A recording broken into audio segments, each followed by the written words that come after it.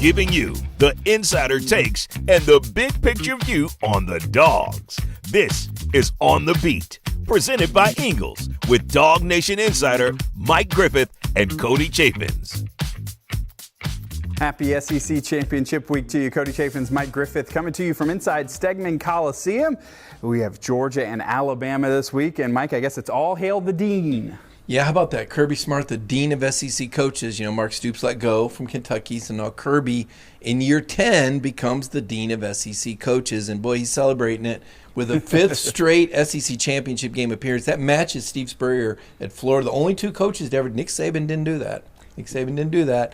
And 8 out of the last 9, which is really remarkable. And Kirby really embraces this game. A lot of excitement at Georgia. Yeah, we'll be talking a lot about this game coming up today. Break down why a rematch may not be a replay of what we saw in September. We've got our boots on the ground from the Georgia Tech game inside Mercedes-Benz Stadium.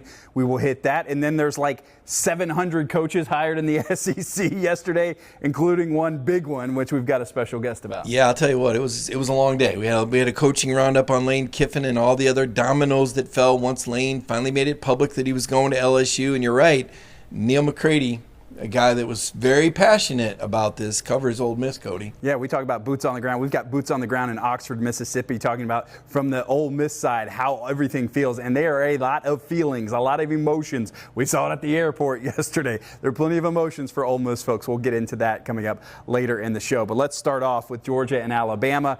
We heard from Kirby Smart today. We heard from him yesterday as well. And as we get ready for this game, what stands out to you from – you know, we saw the September game where Georgia came close but lost in Sanford Stadium, first time in a long time.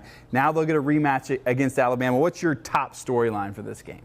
Survival. I mean, these are two teams that made it through the gauntlet, that fought their way through, both very resilient. I think they're very evenly matched, but I think they're pretty beat up with key injuries. I look at Jam Miller, the Alabama running back. He left that game at Auburn on crutches. Not a good sign for them. He's a team leader. And Drew Bobo, I think the most valuable offensive lineman. You know, questions about Drew's health this week at the center position. So these are two teams that have survived it. They're going to play a classic game in Atlanta. There's a lot at stake, obviously. A lot of college football playoff implications as far as the seeding and what it could mean for the Bulldogs or what it could mean for the Crimson Tide. Yeah, when you talk about that game back in September, that is the thing that stands out to me the most, is why it's not going to be just a replay, because there's different characters involved, right? For Georgia, you talk about Jam Miller. He was on crutches at the end of Alabama's Iron Bowl win over Auburn. Well, it was at the end of Georgia's game that Drew Bobo, we'll even give you a little early boots on the ground. Drew Bobo was in a boot after that game, and that's a big question mark for me, because to me, that is where this game is going to be decided. Most games are on the line of scrimmage anyway.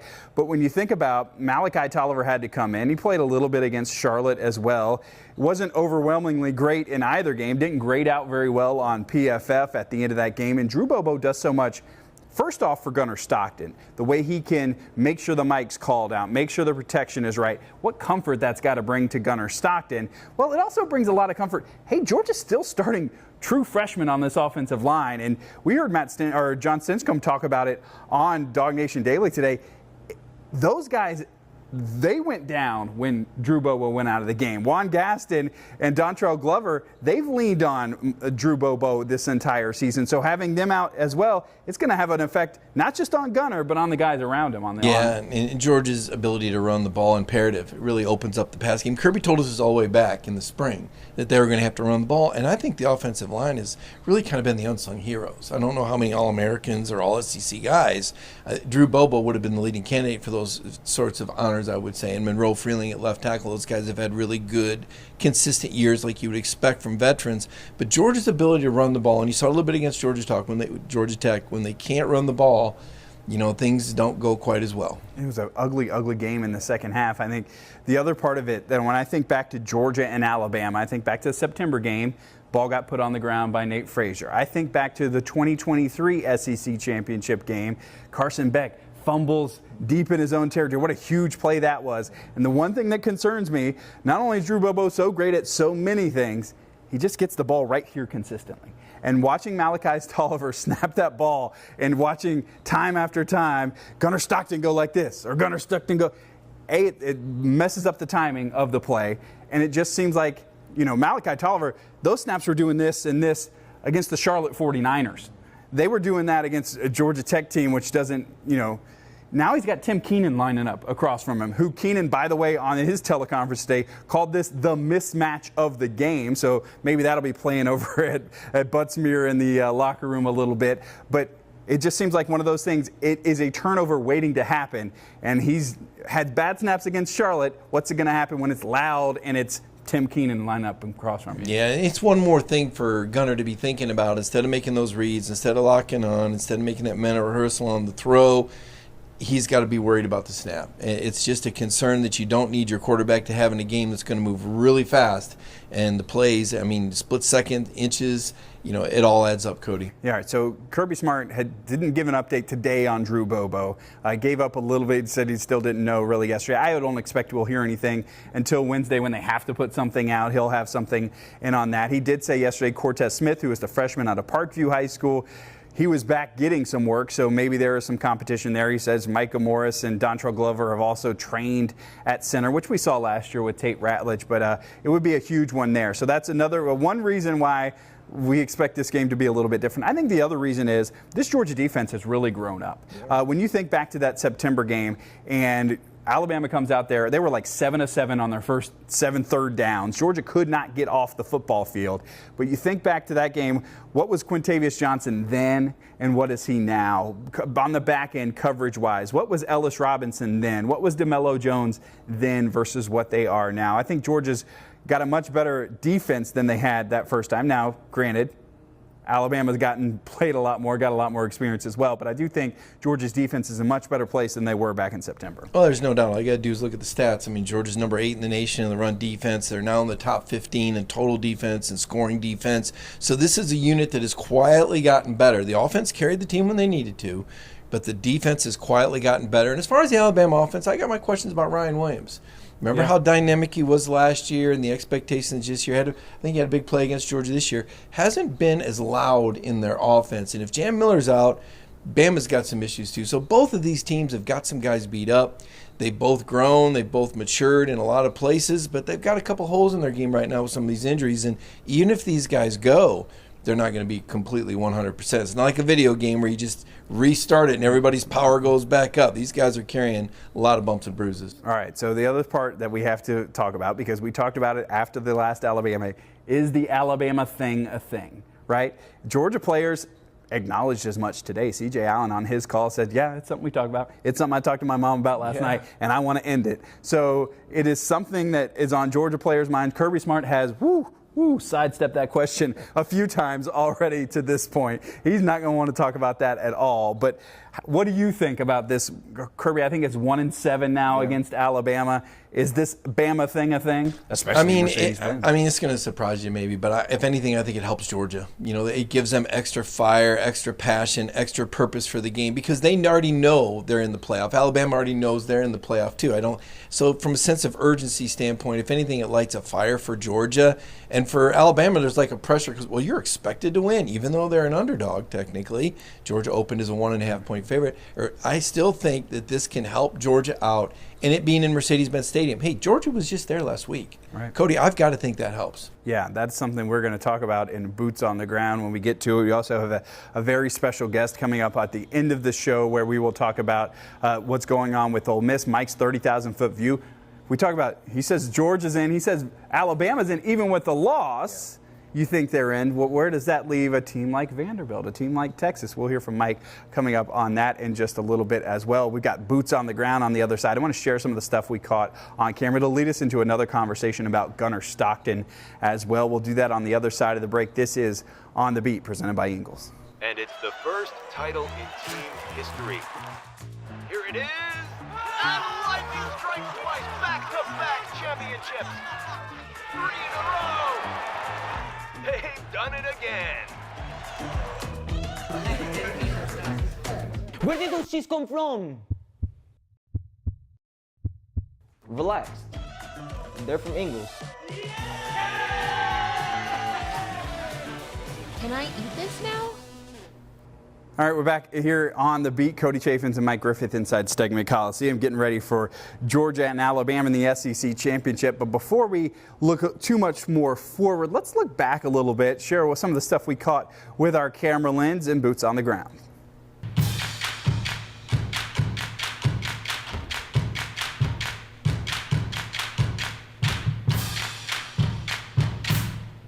So we talked a little bit about Gunnar Stockton and how the comfort blanket that is Drew Bobo may not be there in the SEC championship game, how that changes things for Gunnar. It was actually in the first half where we saw Gunnar make his only mistake or biggest mistake of the game, we'll say, throwing the interception on a pretty poorly thrown ball that gets picked off by Georgia Tech. And that's our first boots on the ground. I want to tell you what happened after that interception. That's what's got me thinking. So here's the throw. It gets picked off by Georgia Tech. Dogs get the man on the ground, and then watch as Gunnar comes to the sideline. We saw a lot of this last year. Haven't had to see it as much with Gunnar, with Carson Beck usually having to go talk to Kirby, but Kirby two arms around Gunnar, and they're having a pretty deep conversation here. It's really interesting to me. It's not like his play got a ton better after that, conversation with Kirby Smart. And he was a little bit rattled. You could tell Gunnar just didn't play Gunnar's game on Friday. Timing was a little off. We talked about that, and Georgia Tech did a tremendous job with their scout. I mean, this is a program that, makes no secret about it, Cody. They 365, they're thinking about beating the Bulldogs, and they look like they were that prepared for the Georgia offense. You mentioned Gunnar with the early pick. I mean, does it cost him a little confidence?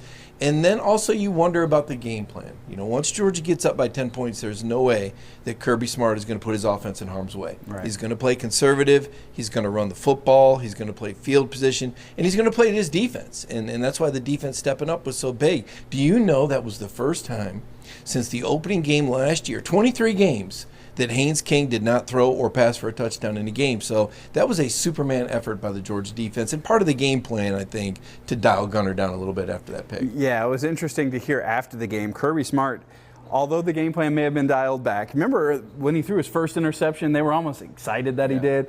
Kirby didn't seem as excited about this interception this time around. In fact, after the game, Kirby was maybe as critical as we've heard him all year about Gunnar Stockton. We'll remind you of that with this soundbite. I want to see the tape and see. Obviously it wasn't great. There was some drop eight in there. There was some pressure he took on, a couple batted balls. He's got to do what he's coached to do. And that's the toughest thing is Mike and Streeter, got to put him in great situations. There's a couple plays that we think were out there that we didn't make. And he'll watch the tape. He'll grow from it and get better. And so will the rest of the team. He's got to do what he's coached to do. And Kirby walked those comments back a little bit, I think, on the Sunday teleconference and wasn't as critical. But it was interesting to hear Kirby be like that with Gunnar because we haven't heard that a lot this year. Well, I think Gunnar's played pretty clean most of the year. I mean, he hasn't thrown a whole lot of interceptions, and he has done what he's coached to do. But I think in the moment, right, because of the timing being thrown off, maybe Georgia Tech confuses them with some coverages. Maybe they buzz the hot route when they know they're bringing pressure, so there's guys there that maybe Gunnar's not anticipating or doesn't see. And I think Kirby's doing what you're coached to do means throw it away and don't throw it into traffic. But at the same time, they do want Gunnar to throw with confidence. They do want him to turn it loose, and when that happens, there's going to be mistakes. I suspect that Kirby walked it back after watching the tape because he probably saw how well defended those receivers were and how well coached up Georgia Tech was for this game. When we think back to Gunnar Stockton that first time against Alabama, it was one of those games where he didn't take off with his legs a lot, and that may have been part of the game plan, but it'd be interesting to see how different he is against Alabama this time around. Yeah, nothing to lose now. I know a lot of people said, it'd been better if they didn't play because of the possibility of injuries, and Kirby said after the game, hey, you don't want injuries, then we might as well not even practice next week. I mean, it's a part of football. There's plenty of time for recovery. Gunnar's going to do what he's got to do. I mean, this is a legacy game for him. When we talk about Gunnar Stockton 5 years, 10 years, 20 years from now, it's going to be what did he do for the Georgia Bulldogs in 2025? Did he lead Georgia to an SEC championship? Check yes or no, and that's what's on the line on Saturday. Yeah, when there's a trophy that can be won at the end of the game, those are the games that everybody remembers you by. All right, we'll go to something else we saw at the end of the Georgia Tech game. It was really interesting. At 1 second left, it was Hail Mary time for Georgia Tech. And who did we see in the defensive secondary? But Jaden Riddell, yes, the tight end was back there playing a little defense. So he ended up helping to bat the pass down. It was clearly very coached when you see the pass coming. He and KJ Bolden just both batting it down. Don't try to catch it, just knock it to the ground, and they were able to do that. But really interesting to see Jaden Riddell, the man who they chose to be back there. Well, he's an incredibly talented athlete, and he hasn't quite gotten as involved in the offense as I know a lot of people hoped. I know as he hoped. We saw him in the spring game. I mean, this is a guy that can run when he gets it in his hands, gets a lot of yards after the catch. I know he had a drop, I believe, against Charlotte, but this is a kid who stays in the program. I think he's got a really bright future ahead of him. And Kirby says, hey, let's use that athleticism. Let's put that guy out there to make that play. Kirby Smart in the postgame press conference was asked a little bit about it, and one of the things he said, since we had that disaster back then, he's thinking back to that Tennessee loss where they caught the pass at the end, the Hail Mary at the end. He said, since then we've been practicing that a whole lot, and we practice it. We put one of our best guys back there. He said that day they had their best guy. Lorenzo Carter was a basketball guy, expected to get up and knock that ball down. Didn't work then, but it was interesting to hear Kirby. That's still in the back of his mind. He hadn't forgotten that game at all. Yeah, I haven't either. That was 2016, I guess. Tennessee was here. I think that's Jacob Eason. Yeah, Tennessee fans haven't forgotten. So I think it's the last time they beat Georgia, if I'm not mistaken. So it took a Hail Mary. So no doubt about it. Great throw by Josh Dobbs, and now you see Juwan Jennings with the 49ers making these plays every Sunday. So some special guys that made that play, and Kirby addresses it. He typically does not make the same mistake twice and goes under every stone, every rock to find answers. Jaden Riddell, part of those answers. Yeah, and Lorenzo Carter, how long ago was that? He's already retired from his NFL career. That was a long, long time ago. All right, final thing, boots on the ground. This is a really interesting thing. Mike talked a little bit about Georgia and how comfortable they are at Mercedes-Benz Stadium. There's some things that are different when you play at Mercedes-Benz Stadium. One of them is where your locker room is. So this Georgia, they had a pretty long walk to the field from their locker room, so I kind of went back there just to kind of check it out. Now, I'm told Georgia might not be in necessarily the same locker room. I feel like they've been in all of them, if there is one, inside Mercedes-Benz Stadium at this point. But it's a long walk, and you've got fans going to be standing on the other side of these windows kind of waving at you. It's different, right?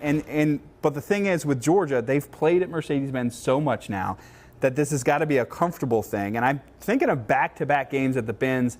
I guess they did that in 2022. They won the SEC, beat LSU, then played Ohio State. Those weren't back-to-back weeks. But there's definitely got to be a comfort factor and maybe a little bit of an advantage for Georgia. Hey, we were just there last week. Yeah, comfortability, right? And I think the familiarity of the surroundings helps a lot. I'm not sure how the crowd split's going to be. I'm guessing there'll be more Georgia fans there than Alabama. It's probably pretty even. But to your point, the play clock, where that's at, the scoreboard, the replay, players like to watch those replays, check things out. They got their iPads too. Like you said, where the locker rooms are at, the sidelines set up, the turf. Everything is different. And the fact, again, I really believe that having just played there, I think that's a bigger advantage than a lot of people realize for Georgia. It's one of those things going into last week. Kirby didn't want to answer that question either about what was it like with Georgia Tech moving their game. I'm sure he is happy that they have now played there and they're going right back to a place they're very familiar with. He didn't want to give Tech any credit for moving their game last week, but I think it has worked out in Georgia's favor, at least in this case. I guess there's a potential they could be back there again if they made the Peach Bowl. So could be 3 times they could play inside Mercedes-Benz Stadium. So there's a little boots on the ground from stuff we saw at Georgia Tech, and we will be back inside the Benz this week and bring you some more boots on the ground for the game against Alabama. But if we're going to do boots on the ground, we got to do Mike's 30,000-foot view.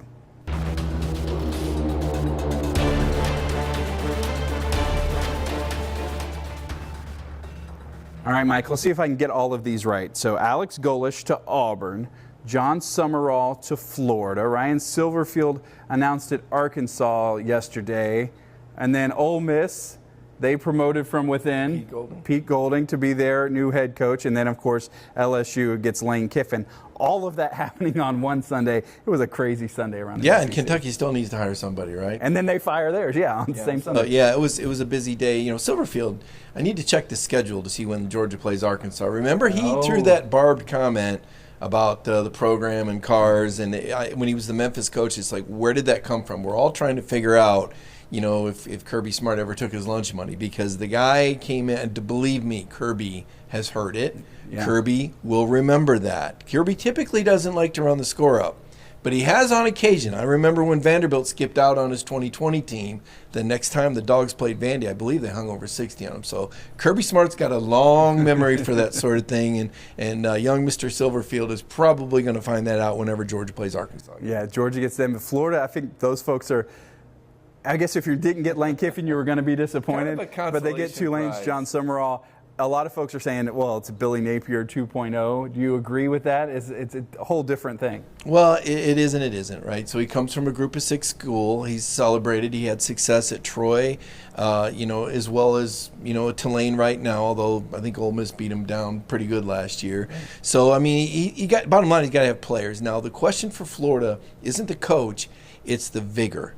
Will they throw as much money into the NIL? Will they be as behind this guy as they would have been Lane Kiffin? Because Kiffin can't win without players either.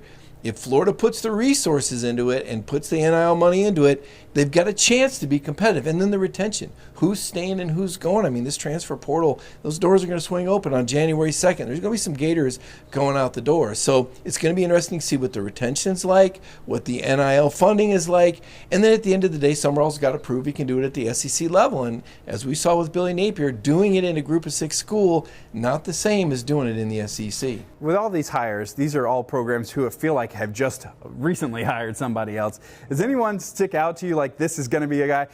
I don't think anybody's got a chance to be the next dean of the SEC out of this group, but is there one person that happened on Sunday where you're like, that guy could be there in 10 years?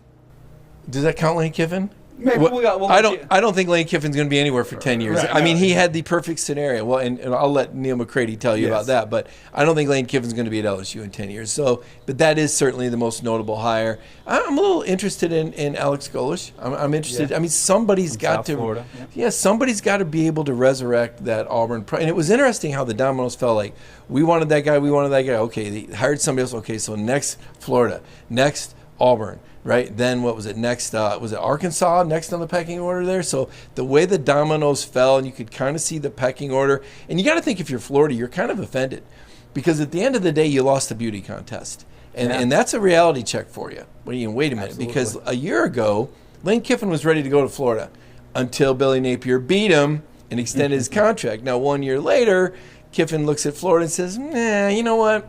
LSU's better, right? So that was kind of a reality check for Florida. And you go back and look, Florida really hasn't had that much success. So the Gators program, this is a make or break hire, just as I think it is for Auburn football. You felt like Hugh Freeze was so close. When you go back and look at this season, they lose to A&M by 1 score. They lose to Oklahoma by 1 score. They had Georgia on the ropes. Yeah. They take Alabama deep into the 4th quarter. You just wonder how close Auburn is and if this is the guy. Because DJ Jerkin, the interim coach, I think he would have gotten the job if he beat Alabama. Yeah. I really do. And he was close. He was darn close. So is this the guy that finally puts the Auburn Tigers over the hump? Or do they have an issue with the administration, the athletic director, and the coach lining up? Because as we've seen at Georgia, it's taken everyone here. It's taken Josh Brooks getting it done. It's taken the university president understanding football, working with Josh, working with Kirby. All that togetherness is key, and it's not a given, Cody. Yeah, we are, Georgia, very lucky with what they've got going on inside the building right behind us. That said, now Tulane comes open. Some of these other lower tier jobs are now going to come open. Does that make you worry about any Georgia assistants? Glenn Schumann comes to top of mind. I don't think worry's the right word, because I feel like Kirby Smart's in a place right now where he's going to be able to hire some really elite coaches. So attrition's not a bad thing. Turnover's not a bad thing. We've seen that within the program.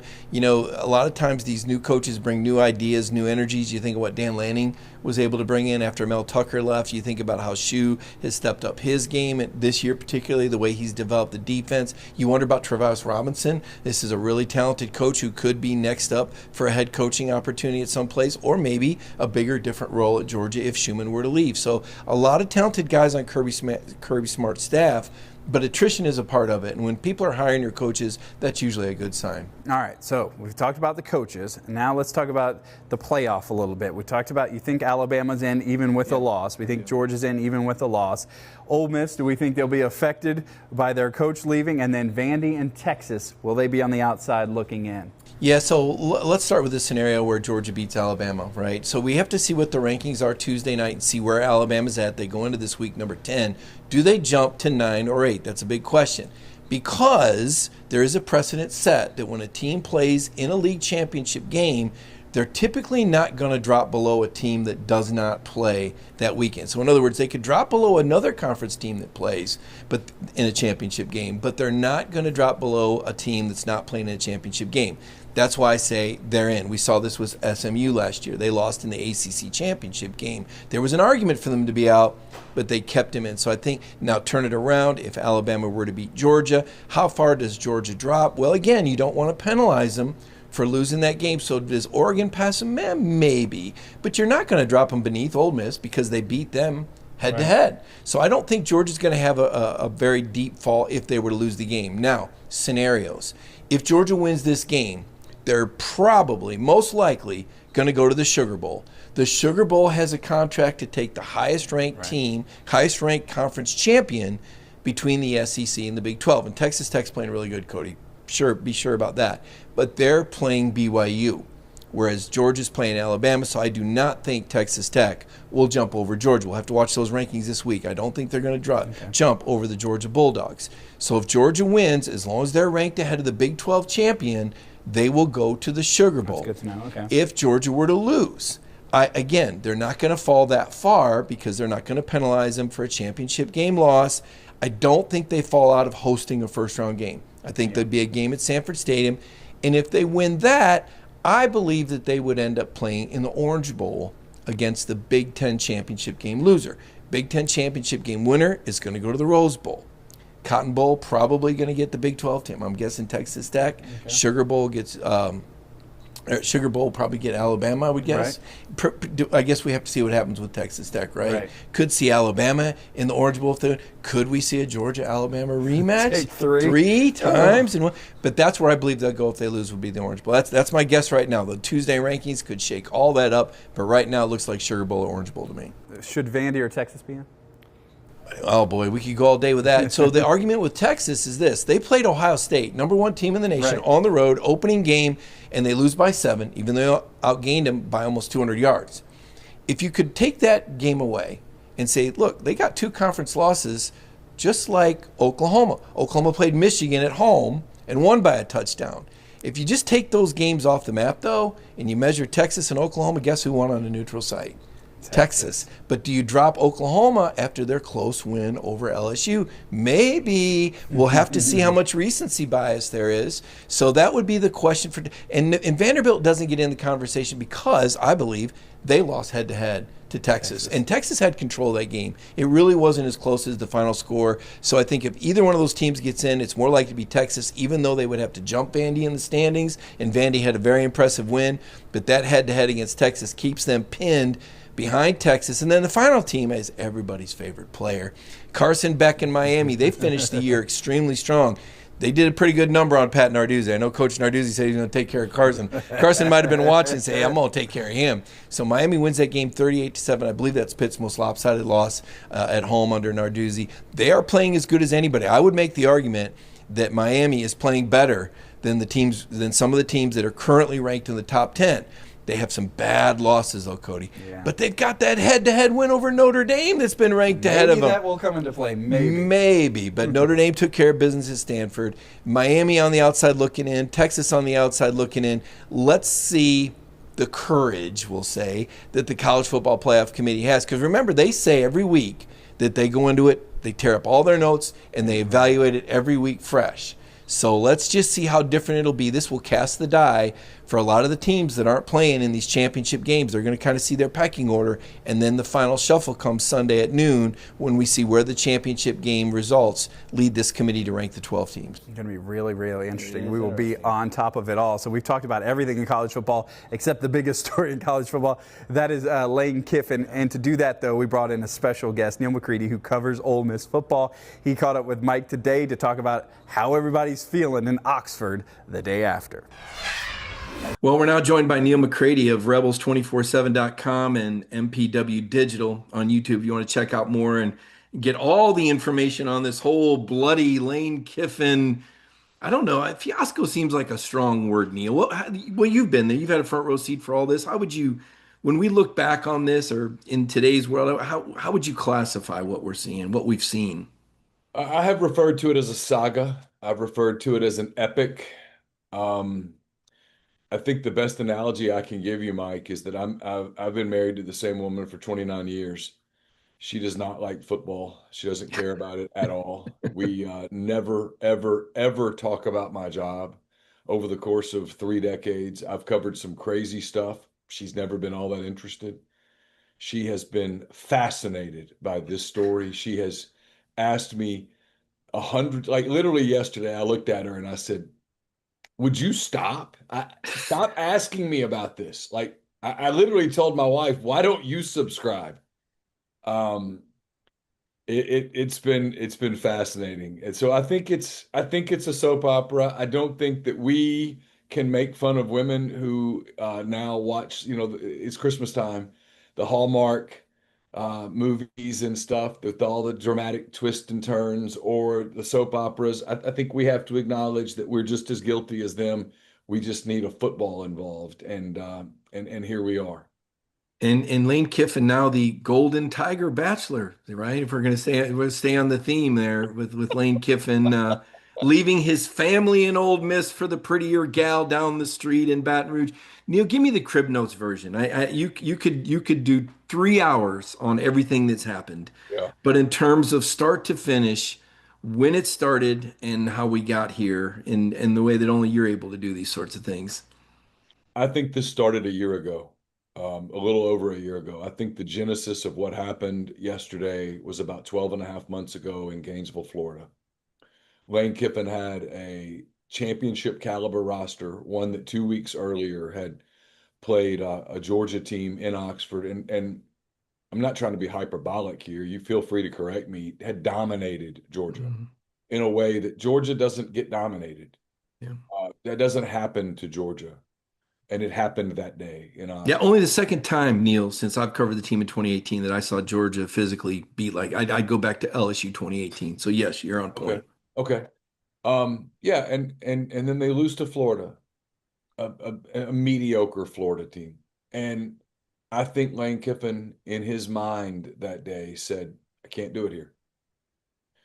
And yet the job cycle didn't work out. Billy Napier didn't get fired. Billy Napier finished with on a hot streak, and Florida made the decision to, hey, let's run it back. And that forced Lane Kiffin into another season in Oxford. And I think that he thought this was going to be an 8-4, 9-3 team. And he orchestrated, along with CAA, in my opinion, I can't prove this, Mike, but I bet on it. This E60 documentary that was, looking back, was very fabricated about the many lives of Lane Kiffin. It was let's fix this, let's fix this image so that when these jobs come open this fall, we're better positioned to land them. And then, Mike, Ole Miss won. You go back to the beginning of the season, they're in trouble against Arkansas in week 3, and yet they won. Um, they just won. And then they go to Georgia, and I thought this was the final nail in the coffin. He goes to Georgia and he has an elite offensive game plan that day. And for 3 quarters, Ole Miss has 5 possessions and they score touchdowns on all 5 possessions. And yet they still lost the football game. And I think he walked off the field that day going, that's it. I'm done.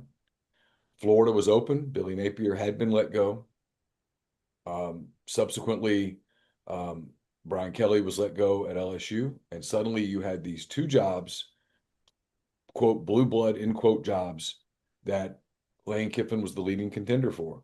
He was the belle of the ball. He was the hottest girl in the bar. He was whatever analogy you want to use, it applies. And then Ole Miss kept winning. They go to Oklahoma and they win. They come home and play South Carolina and they win. They methodically destroy the Citadel. They beat Florida. They go to Mississippi State and win. They're 11-1. Had Auburn won on Saturday night, you and I would be talking about the SEC championship game. Would Lane be coaching that, do you think? Yes. Okay, go ahead. Everything that would have happened yesterday would have been delayed a week. Yep. Okay. Literally, I told my wife when Auburn scored, we were sitting in our living room. We had that game on. My wife's from Alabama. And so, like all Alabamians, she watches the Iron Bowl just because. Yeah. And that game's on. And I'll be honest with you, I didn't know what was coming that night. And so I wasn't, she was sitting over there having wine and watching the game. And I was staying sober. And Auburn scored, and Mike, I poured bourbon. I just, I don't know where this is going. I told her, and I meant it. I said, I can't do another week of this. I can't do it. I mean, I kind of had a tantrum a little bit. Like, I just thought, I can't do this for another week. Where everywhere I go, people go, "What's he going to do? What's he going to do?" I mean, I don't know. I mean, I was one of those guys text. Now I feel a little guilty. I was prodding you every now and then on the latest, but geez, oh Pete's Neal. I mean, so when they lost, was there any chance? I mean, because we heard about there's these, he's meeting with Keith Carter. I mean, is Ole Miss fighting to the bitter end, or at that point, how did the timeline work out? I think people at Ole Miss kept thinking the same thing that you thought. You texted me this a couple of times. Yeah. I thought this all along, which was, how do I do this, Mike? I'm trying to be human on this because I like Lane Kiffin. I do. He's been nothing but fair to me in the 6 years I covered him. He was respectful to me. I don't have anything personal. I have no animus against Lane Kiffin at all. I found him entertaining. He's Yeah. been phenomenal for my business, if I'm honest. Um, I kept waiting for him to do the right thing. I kept waiting for his conscience to reach him. I kept waiting for something inside him to go, wait a minute, what am I doing? I get it. The LSU job is, if you measure it, it's a better job than the Ole Miss job. Sexy job. It's a sexy job. It's a sexy job. That's a great word. It's a sexy job, man. Because when they're going, right? And the band and the tiger and the whole deal and the fan base is rabid. And yeah, it's awesome. It's a great job. Now, when it's a bad job, we'll get to that in a minute, probably. But you have this team, you're in the playoffs. This whole year of I can't do it here, I kept waiting for him to go, I just did it. I'm in the playoffs. Hell, Saturday night, Mike. Saturday night, you were it was 20-20. You were Yeah. an Auburn win over Alabama and then a win over Georgia on a neutral site. And don't get me wrong, Georgia fans, I'm not saying they would have won the game. I'm simply saying logistically, this can't be argued. You were logistically an Auburn win at home and then a win over Georgia in Atlanta from being the 2 or the 3 seed in the national tournament. I mean, they had Georgia down 2 scores in the fourth quarter in Sanford Stadium, and Georgia's a little beat up. So it's really what you're Yeah. saying. They weren't that far from an incredible finish line. But I mean, but regardless, even without that, they're 11-1. The only loss is at Georgia in a game where they led in the fourth quarter. I mean, again, these are just facts. These are just facts. I kept waiting for the facts to set in and him go, so we're probably going to be the 5 or the 6 seed in this tournament by the time the championship games sort out. Georgia's got to play Alabama, Penn State, no, not Penn State, Indiana and Ohio State have to play one another. That's going to be, people are going to lose games, right? I mean, either Yeah. Georgia or Alabama is going to lose on Saturday. That's the way this works. And so I kept waiting for him to go, damn. I'm probably going to play either the G5 rep or some weird ass ACC team, Yeah. and I'm going to be in one of the national quarterfinals. Yeah. Could have been the Sugar Bowl or the Orange Bowl. Yeah. And I mean, could Ole Miss lose that game? Of course. But could Ole Miss win that game? Sure. I mean, the point of it, Mike, and I guess it still stuns me, honestly. Everything that you said you couldn't do, you just did, and then you walk away from it. All of the image rehab that had been so important to him, you throw it away to go to a program that right now isn't as good as yours. Well, I was going to ask you that. A lot of people say, well, LSU, but when we look at the money, when we look at NIL, other than having a bigger stadium and a deeper tradition, Neil, What is he really getting out of this move? So I have an opinion, and listen, you and your listeners, your viewers are free to disagree with it. I'm cool with that. I'm not sitting here telling you I'm right. I have an opinion that we are finishing up year 5 of a new era. Yeah. That historically people will look back on this era when you and I are both gone, and they'll go, "Boy, that was a shift." Throw out the COVID year as just this fulcrum year. If you want to celebrate 2020 because your team kicked ass, go for it. If you want to throw 2020 away because your team was a train wreck during that year, I'm cool with that too. I give you a full mulligan. It's kind of like a college exam. If you made an A, you can keep it. If you failed, hey, we're going to try again. Cool. Drop your lowest grade. I'm cool with that. Starting in 2021, my Ole Miss has now won 50 games. The only two programs in the SEC that are better is Georgia by leaps and bounds, and then Alabama somewhat better. That's it, Mike. That's it. That is it. Not Texas, not Texas A&M, not LSU, not Tennessee, certainly not Florida. Florida's won fewer games than Arkansas and Kentucky in that 5 years. And so Wow. when Lane was talking about Florida being a blue blood, I'm like, dude, are you sure? Like, he got mad at me, Mike, for saying that about Florida. And he's like, and I told him, I said, you can do better than Florida. I mean, you can do better than Florida. Florida? What's Florida done in this era? Not a damn thing. Not a damn thing. And so I looked at LSU and I'm like, all of the advantages that made LSU, and I'm a Louisiana boy, okay? My grandfather, who died when I was a little boy, right over there on my bookshelf, I've got a stuffed, kind of a now very faded yellow LSU football with LSU in purple on it. It's one of my prized possessions. I have an attachment to LSU. Um, so when I say this, understand I'm saying that from context. What's LSU done in the last 5 years? Yeah. Ed Orgeron failed at the end. Brian Kelly never did anything. Brian Kelly's a pretty good coach. He didn't get Yeah. anything done there. Yeah, they have a big stadium, so kids don't care about that. In this era, Ole Miss has been really good with NIL. And it was never about money. It was never about what they were going to pay Lane. Truth is, Lane took less money in salary from LSU than Ole Miss was offering him. Wow. So I don't know that I fully understand it, other than LSU just had this sex appeal that, and I, I, I think he looked at it and thought to himself, if I turn this down in 2 years when somebody else is winning and I'm not, I'm going to regret this in a way that it's going to haunt me. And I think he made that decision on that. And look, he might be right. I also think, Mike, there's a real world where he looks back on everything that he built at Ole Miss, the way that he left it, completely destroyed his legacy in 2 short weeks, and has real regrets about that. It's hard to sort of tie it all together with everything that he did at Ole Miss, what he was conditioned to do, and I fully anticipate watching a meltdown on Twitter from him in the next few weeks. And I mean this sincerely, not in a trolling way.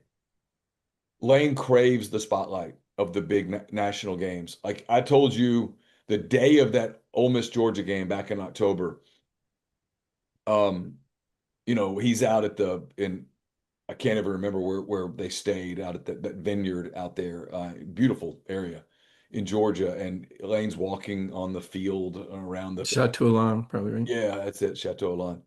And he's doing ESPN Game Day, and he's talking about his text with Kirby and all that. Lane desperately wants that stage. Well, it's going to be in Oxford December 19th or 20th. And Yeah. if they win, he's going to be Ole Miss is going to be in one of those big quarterfinal games where you get, all the national exposure that you could ever want. He'll be on television. He'll be doing ESPN commentary. He won't be able to resist it. And he'll be selling it. He'll be a public face. I Yeah. got to think that. I just think it's too convenient. He'll justify it by getting LSU out there, and And let me spin the wheel to that, because a lot of people said, oh, they should have let Lane Kiffin continue to coach the program. You gave me a very good explanation why, and you did not hold back. If you're Ole Miss, the moment he takes the LSU job, he has to leave the building. You cannot have the LSU coach, and that's what he is, in your building with your players, coaching, meeting, meals, travel. It is the equivalent of, and I'm sorry, Mike, if you have to edit this out, edit it out. It is the equivalent of inviting another man into your household. Neal, I appreciate you taking so much time out of your morning. I know that you have loads to do on the rebels247.com site.